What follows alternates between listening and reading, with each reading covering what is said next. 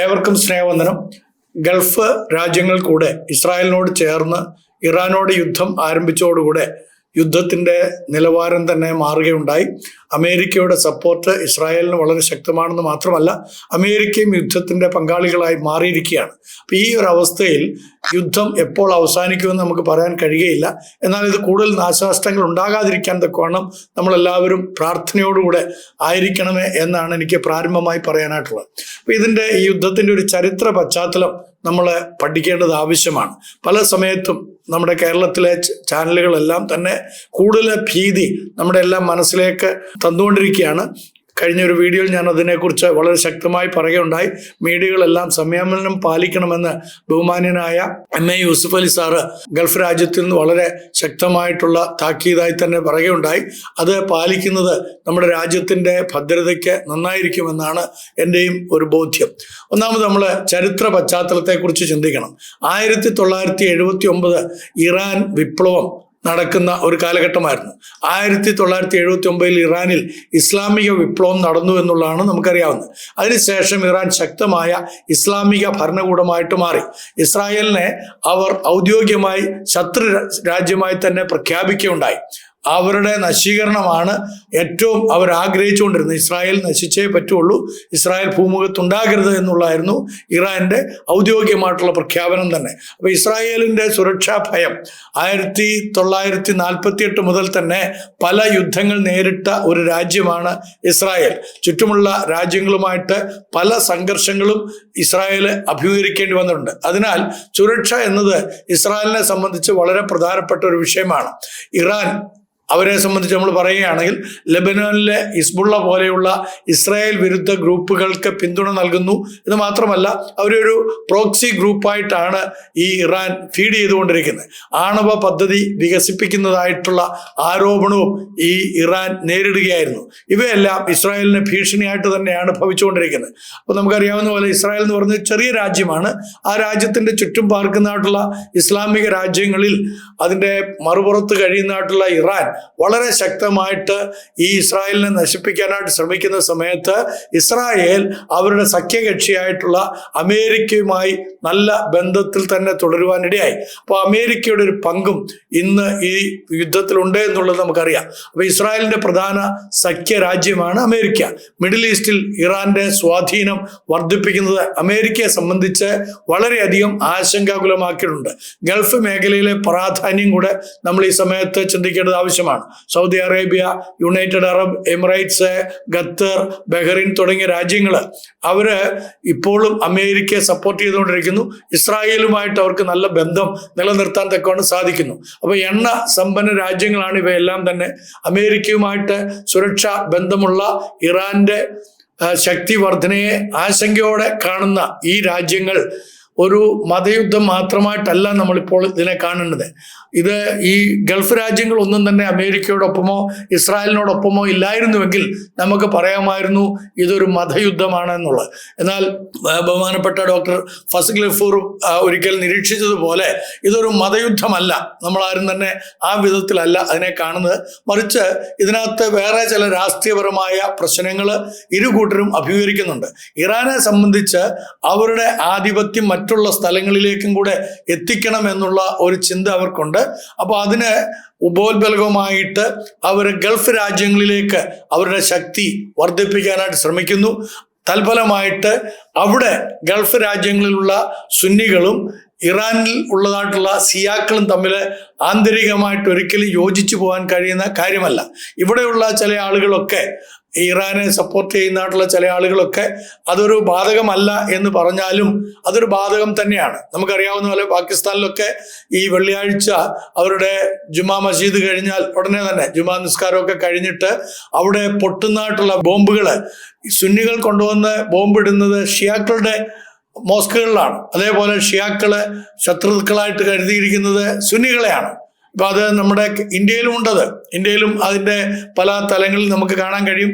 ഇപ്പോൾ കാശ്മീരിലൊക്കെ, ജമ്മു കാശ്മീരിലൊക്കെ ഇപ്പോൾ നടക്കുന്ന പ്രക്ഷോഭങ്ങളൊക്കെ അത് ആ വിധത്തിലാണ് കാണുന്നത്. അപ്പൊ അതുകൊണ്ട് നമുക്ക് പറയാൻ കഴിയുകയില്ല ഇതിനകത്തൊരു മത ആസ്പെക്ട് ഇല്ലെന്ന്. പക്ഷെ അത് ഗൾഫിലും അതേപോലെ ഇറാനിലുമാണ് ഉള്ളത്. എന്നാൽ ഇസ്രായേലിനെ സംബന്ധിച്ചും അമേരിക്കയെ സംബന്ധിച്ചും ഗൾഫ് രാജ്യങ്ങൾ കൂടെ തങ്ങളോടൊപ്പം നിൽക്കുന്നത് കൊണ്ട് അവർക്ക് അതൊരു എക്കണോമിക് വാറായിട്ടാണ് അവർ കാണുന്നത്. ജിയോ പൊളിറ്റിക്കൽ അധികാര പോരാട്ടവും കൂടിയാണ് ഇതെന്നുള്ളത് നമ്മൾ മനസ്സിലാക്കണം. ഞാനിതിനെ ഒരു ക്രിസ്ത്യൻ ദൃഷ്ടിയിൽ കൂടെ കാണുകയാണെങ്കിൽ, ഒന്നാമതായി യുദ്ധവും പ്രവചനവും എന്നുള്ള വിഷയത്തെ സംബന്ധിച്ചാണ് പറയാൻ ആഗ്രഹിക്കുന്നത്. പല ക്രിസ്ത്യാനികളും ബൈബിളിലെ പ്രവചനങ്ങൾ, ഉദാഹരണമായിട്ട് ദാനിയേൽ പ്രവചനം, വെളിപ്പാട് പുസ്തകം, ഈ മേഖലകളുമായിട്ടൊക്കെ ബന്ധപ്പെടുത്തി പറയാറുണ്ട്. എങ്കിലും യുദ്ധം ഉണ്ടാകുമ്പോഴെല്ലാം അത് അവസാനത്തിന്റെ തുടക്കമാണ് എന്ന് പലരും പ്രഖ്യാപിക്കുന്നത് കേൾക്കാറുണ്ട്. പല ആളുകളും പറയുന്നുണ്ട് ഇത് എൻഡ് ടൈമാണ്. അത് വേദപുസ്തകത്തിന്റെ കാതലായ സത്യങ്ങളെക്കുറിച്ചുള്ള ഗ്രാഹ്യമില്ലാത്തതുകൊണ്ടാണ് അത്തരക്കാർ പറയുന്നത്. കാരണം അപ്പോസ്തലനായ വിശുദ്ധ പത്രോസ് പ്രസംഗിക്കുന്ന സമയത്ത് 1-ാം നൂറ്റാണ്ടിൽ തന്നെ അപ്പോസ്തല നടപടികളുടെ പുസ്തകം നമ്മൾ വായിച്ചു കഴിഞ്ഞാൽ അപ്പോസ്തല ആക്ട്സ് ഓഫ് അപ്പോസ്റ്റൽസിൽ വളരെ കൃത്യമായിട്ട് 2-ാം അധ്യായത്തിൽ പീറ്ററിന്റെ പ്രസംഗത്തിൽ വളരെ കൃത്യമായിട്ട് പറയുന്ന ഒരു കാര്യമുണ്ട്. അന്ത്യകാലത്ത് ഞാൻ സകല ജഡത്തിന്മേലും എൻ്റെ ആത്മാവിനെ പകരും എന്ന് യോവേൽ പ്രവചനത്തിൽ പറഞ്ഞ കാര്യത്തെ എടുത്ത് ഉദ്ധരിക്കുന്നുണ്ട്. അപ്പോൾ അന്ത്യകാലം ആരംഭിച്ചിരിക്കുന്നത് യേശു ക്രിസ്തുവിൻ്റെ സ്വർഗാരോഹണത്തോടുകൂടി തന്നെയാണ്. ആ സമയം മുതൽ അന്ത്യകാലം ആരംഭിച്ചിരിക്കുകയാണ്. അപ്പോൾ അന്ത്യകാലത്തിന് പ്രത്യേകമായി ഇപ്പോഴാണ് എന്നുള്ളൊരു വിവക്ഷ ചില പ്രവാചകന്മാരും ചില പ്രസംഗകരും ഒക്കെ പറഞ്ഞ് യൂട്യൂബിലൊക്കെ കേൾക്കാറുണ്ട്. അത് അവരുടെ അറിവിൻ്റെ പാപ്പരത്വമാണെന്ന് പറയാതിരിക്കാൻ തരമില്ല. ഒരു കാര്യം നമ്മൾ ഓർക്കണം, അന്ത്യകാലം ആരംഭിച്ചിരിക്കുകയാണ്. അത് കൃപയുടെ കാലഘട്ടമാണ്. ദൈവത്തിൽ വിശ്വസിക്കാൻ യേശുക്രിസ്തു മുഖാന്തരമുള്ള രക്ഷയെ ആർക്കും സ്വായത്തമാക്കാൻ ജാതി മത വർഗ വർണ്ണ വ്യത്യാസമില്ലാതെ ഭാഷാ വ്യത്യാസമില്ലാതെ ഏവർക്കുമുള്ള രക്ഷയെ നൽകുന്നതായിട്ടുള്ള കാലഘട്ടമാണ് അന്ത്യകാലഘട്ടം. ഈ അന്ത്യകാലഘട്ടത്തിൽ മനുഷ്യൻ എങ്ങനെ ആയിത്തീരുമെന്നുള്ള പ്രവചനങ്ങളെല്ലാം നമുക്ക് ലേഖന ഭാഗത്ത് വായിക്കാൻ കഴിയും. സ്വസ്നേഹികളായിരിക്കും, യുദ്ധങ്ങളുണ്ടായിരിക്കും, ക്ഷാമങ്ങളുണ്ടാകും എന്നുള്ളതെല്ലാം പറഞ്ഞു. അതെല്ലാ കാലങ്ങളിലും നടന്നുകൊണ്ടിരിക്കുന്ന ഒരു കാര്യം തന്നെയാണ്. അപ്പൊ ഇതൊരു അന്ത്യകാലമാണ് എന്ന് നമുക്ക് ചിത്രീകരിക്കാൻ കഴിയുകയില്ല. അത് നമ്മൾ അറിഞ്ഞിരിക്കണം. യുദ്ധം ഉണ്ടാകുമ്പോഴെല്ലാം ഇത് അവസാന കാലമാണെന്ന് പറഞ്ഞിട്ട് ഒരു ധൃതിപ്പെട്ട് സ്വർഗത്തിലേക്ക് പോകാനിരിക്കുന്ന ആളുകളോട് പറയട്ടെ, എക്കാലവും അന്ത്യകാലം തന്നെയാണ്. ക്രിസ്തുയേശു മുഖാന്തരമുള്ള രക്ഷയെ സ്വീകരിക്കാത്ത ഏത് മനുഷ്യനും ഏത് സമയത്തും നിത്യനാശത്തിലേക്ക് പോകും. എന്നാൽ ക്രിസ്തുയേശുവിലുള്ളവർക്ക് നിത്യജീവൻ ഉണ്ട് എന്നുള്ള പ്രത്യാശയോടെ ജീവിക്കാൻ കഴിയും എന്നുള്ളതാണ് ഇത്തരണത്തിൽ നമ്മൾ മനസ്സിലാക്കേണ്ടത്. അപ്പോൾ ജാഗ്രത നമുക്ക് ആവശ്യമാണ്. യേശു കർത്താവ് പറഞ്ഞു, യുദ്ധങ്ങളുടെയും യുദ്ധശ്രുതികളുടെയും കാര്യം നിങ്ങൾ കേൾക്കും, എന്നാൽ ഭയപ്പെടേണ്ട. വിശുദ്ധ മത്തായിയുടെ സുവിശേഷം 24-ാം അധ്യായത്തിന്റെ 6-ാം വാക്യത്തിൽ, അതായത് യുദ്ധങ്ങൾ മനുഷ്യ ചരിത്രത്തിന്റെ ഭാഗമാണ്. രണ്ടാമതായിട്ട് സമാധാനത്തിന്റെ വിളി. യേശു കർത്താവ് പറഞ്ഞു, സമാധാനം ഉണ്ടാക്കുന്നവർ ഭാഗ്യവാന്മാർ. വിശുദ്ധ മത്തായിയുടെ സുവിശേഷം 5-ാം അധ്യായത്തിന്റെ 9-ാം വാക്യത്തിലാണ് കർത്താവ് തമ്പുരാൻ അത് പറഞ്ഞിരിക്കുന്നത്. ഇവിടെ നമ്മുടെ ഒരു ക്രിസ്തീയമായിട്ടുള്ള നിലപാട് ഞാൻ പറയാൻ ആഗ്രഹിക്കുകയാണ്. യുദ്ധത്തെ മഹത്വപ്പെടുത്തലല്ല നമ്മൾ ചെയ്യേണ്ടത്.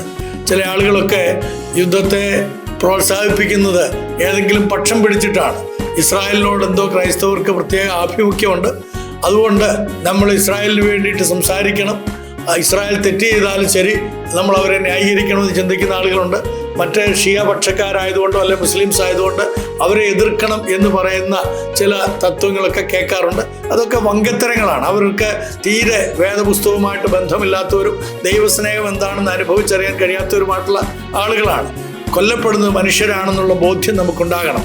അപ്പം യുദ്ധത്തെ മഹത്വപ്പെടുത്തലല്ല ക്രിസ്തീയ വിശ്വാസിയുടെ ഏറ്റവും വലിയ ആഗ്രഹം എന്ന് പറയുന്നത്. അന്യായത്തെ പിന്തുണയ്ക്കൽ അല്ല, സമാധാനം, നീതി, മനുഷ്യ ജീവിതത്തിന്റെ മൂല്യം സംരക്ഷിക്കൽ, ഇവയായിരിക്കണം നമ്മുടെ പ്രായോഗികമായിട്ടുള്ള തലത്തിൽ നാം ചെയ്യേണ്ടുന്ന കാര്യങ്ങൾ. മൂന്നാമതായിട്ട് നീതി യുദ്ധം അല്ലെങ്കിൽ ജസ്റ്റ് വാർ തിയറി എന്ന് പറയുന്ന ഒരു ഭാഗമുണ്ട്.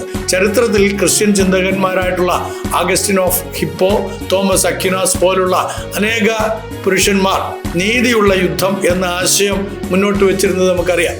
അവരുടെ ചിന്ത പ്രകാരം സുരക്ഷയ്ക്കായിട്ട് മാത്രം അവസാന മാർഗമായി മാത്രമേ യുദ്ധം കാണാവൂ എന്നുള്ളതാണ്. നിരപരാധികളെ സംരക്ഷിക്കുന്ന വിധത്തിൽ മാത്രം ആയിരിക്കണം യുദ്ധമെന്നും അവർ പറയുന്നുണ്ട്. എങ്കിലും യുദ്ധം ഒരിക്കലും ആദ്യ പരിഹാരം ആകരുത് എന്നുള്ളതാണ് അവരുടെ ചിന്താഗതികൾ. നാലാമതായിട്ട് ക്രിസ്ത്യാനിയുടെ ഉത്തരവാദിത്വം. നമ്മുടെ ഓരോരുത്തരുടെയും ഉത്തരവാദിത്വം എന്ന് പറയുന്നത് പ്രാർത്ഥിക്കുക. എല്ലാ രാജ്യങ്ങളിലെയും ജനങ്ങൾക്ക് വേണ്ടി പ്രാർത്ഥിക്കുന്നവരായിരിക്കണം നമ്മൾ. വൈരാഗ്യം വളർത്താതിരിക്കുക. മനുഷ്യ ജീവിതത്തിൻ്റെ മൂല്യം തിരിച്ചറിയുക. കാരണം എന്താണ്? മനുഷ്യനെ ദൈവം സൃഷ്ടിച്ചപ്പോൾ ദൈവത്തിൻ്റെ സ്വരൂപത്തിലും സാദൃശ്യത്തിലുമാണ് സൃഷ്ടിച്ചിരിക്കുന്നത്. അതുകൊണ്ട് മനുഷ്യൻ, അവൻ ഏത് മതക്കാരനായിക്കൊള്ളട്ടെ, ഏത് വിശ്വാസക്കാരനായിക്കൊള്ളട്ടെ, ഏത് ജാതിക്കാരനായിക്കൊള്ളട്ടെ, അവൻ മനുഷ്യനാണെന്നുള്ള ഒരു തിരിച്ചറിവാണ് ആദ്യമായിട്ടുണ്ടാകേണ്ടത്. അവൻ ദൈവസ്വരൂപത്തിലും സാദൃശ്യത്തിലും സൃഷ്ടിക്കപ്പെട്ടവനാണ്. ദൈവസ്വരൂപവും സാദൃശ്യവും അവൻ അന്യമായത് പാപത്തിൻ്റെ പരിണതഫലമായിട്ടുള്ളതാണെന്നും അവനും രക്ഷ നൽകുവാൻ വേണ്ടിയിട്ടാണ് യേശു ക്രിസ്തു കാൽവരി കുരിശിൽ ബലിയായി തീർന്നതെന്നുള്ള ആ ഉത്തമ ചിന്ത നമ്മുടെ മനസ്സിൽ വന്നു കഴിഞ്ഞാൽ നമുക്ക് ഒരു പക്ഷം പിടിക്കാനോ യുദ്ധത്തെ ന്യായീകരിക്കാനോ കഴിയുകയില്ല എന്നുള്ളത് ക്രിസ്ത്യ വിശ്വാസികളായി നമ്മൾ അറിഞ്ഞിരിക്കണം. അപ്പൊ ക്രിസ്തുവിന്റെ രാജ്യം ഭൂമിയിലെ രാഷ്ട്രീയ സാമ്രാജ്യമല്ല. അതും കൂടെ നമ്മൾ അറിഞ്ഞിരിക്കണം. അത് ഹൃദയങ്ങളിൽ സംസ്ഥാപിതമാകുന്ന രാജ്യമാണ്. യേശു കർത്താവ് വസിക്കുന്നത് നമ്മുടെ ഹൃദയങ്ങളിലാണ്. മനുഷ്യന്റെ ഹൃദയങ്ങളിൽ വസിക്കുവാൻ ആഗ്രഹിക്കുന്നവരാണ് നമ്മുടെ സൃഷ്ടികർത്താവാം ദൈവം. അതുകൊണ്ട് ഓരോ വ്യക്തികളും ദൈവത്തിന് പ്രധാനപ്പെട്ടവരാണ്. അതുകൊണ്ട് ഈ സംഘർഷം ചരിത്ര വൈരാഗ്യത്തിൻ്റെ ഫലമായിട്ടുണ്ടായ മത, രാഷ്ട്രീയ, സാമ്പത്തിക ഘടകങ്ങൾ ചേർന്ന ഒരു സങ്കീർണ അവസ്ഥ ആണ് ഉണ്ടാക്കിയിരിക്കുന്നത്. അതുകൊണ്ട് തന്നെ നമ്മളെ ക്രിസ്തീയ വിശ്വാസികൾ എന്നുള്ള നിലയിൽ നമ്മൾ ഭയപ്പെടുകയല്ല വേണ്ടത്. വിശ്വാസത്തോടുകൂടെ വൈരാഗ്യമില്ലാതെ പ്രാർത്ഥിക്കുക. നാശമല്ല, സമാധാനമാണ് നാം കാംക്ഷിക്കേണ്ടത്. കർത്താവിൻ്റെ സമാധാനം സർവ്വദേശത്തും വ്യാപിക്കുവാൻ വേണ്ടി നമുക്ക് പ്രാർത്ഥിക്കാം. നന്ദി, നമസ്കാരം.